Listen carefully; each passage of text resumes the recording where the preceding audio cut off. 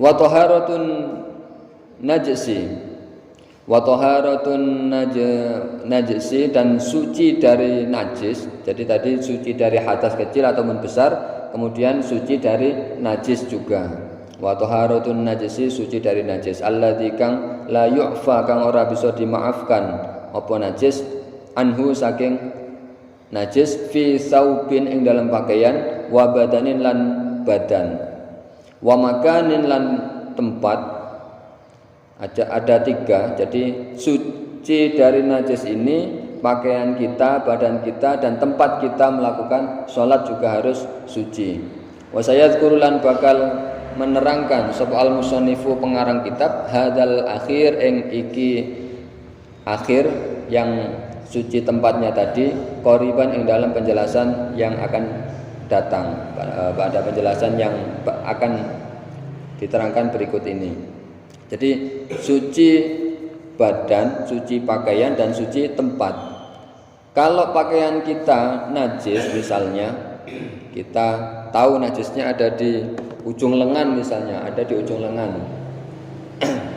Kita tidak perlu harus ganti pakaian, cukup yang terkena najis ini kita guyur dengan air, sudah selesai, bisa kita pakai untuk sholat.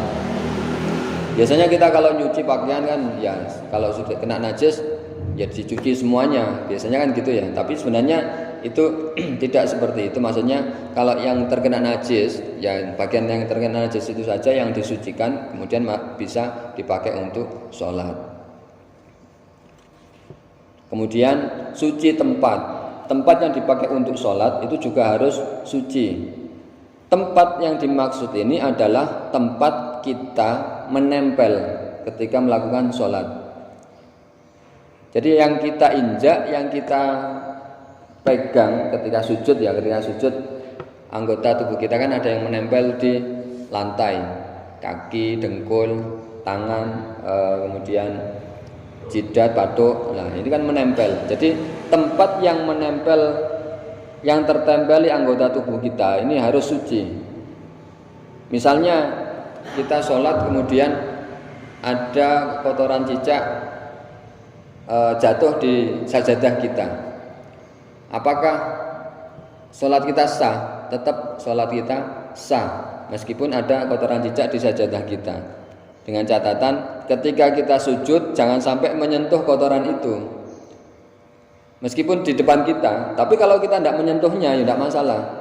Jadi harus suci tempat itu adalah tempat yang terkena anggota tubuh kita. Jadi kalau kita sujud kemudian kotoran cicaknya ada di ujung sini atau di tengah-tengah pun, kalau kita tidak menyentuhnya tidak masalah, tidak apa-apa.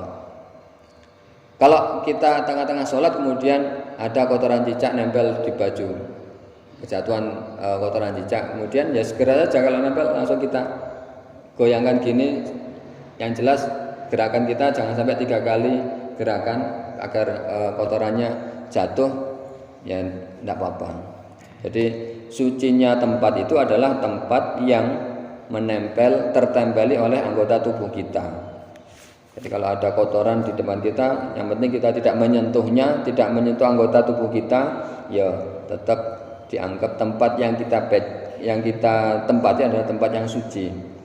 Ya, jadi tubuh, pakaian, dan tempat harus dalam keadaan suci. Jadi itu syarat yang pertama sebelum kita melakukan sholat, yaitu harus suci.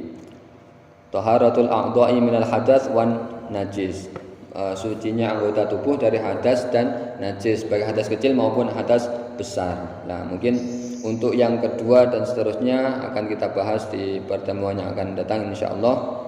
Masih ada beberapa. Tadi sebenarnya ada 5. Kemudian yang kedua dan seterusnya akan kita bahas di pertemuan yang akan datang insyaallah. Untuk minggu depan niki karena Sabtu niku tanggal merah ya, ada peringatan Maulud, mau sambang orang tua, hari Jumat mau pulang ke Jombang sambang orang tua, jadi mungkin untuk minggu depan candle gitu. Karena Sabtu dan Minggu kan di Jombang. Mungkin untuk minggu depan ngapunten Candle Rien kita sambung di 2 minggu yang akan datang insyaallah. Mudah-mudahan kita semuanya selalu diberikan kesehatan dan bisa melaksanakan kegiatan majelis ilmu ini dengan istiqomah dan mendapatkan ilmu yang barokah dan manfaat. Kita akhiri pertemuan pada hari ini dengan hamdalah dan doa. Alhamdulillahirabbil alamin. Wallahu a'lam bishawab.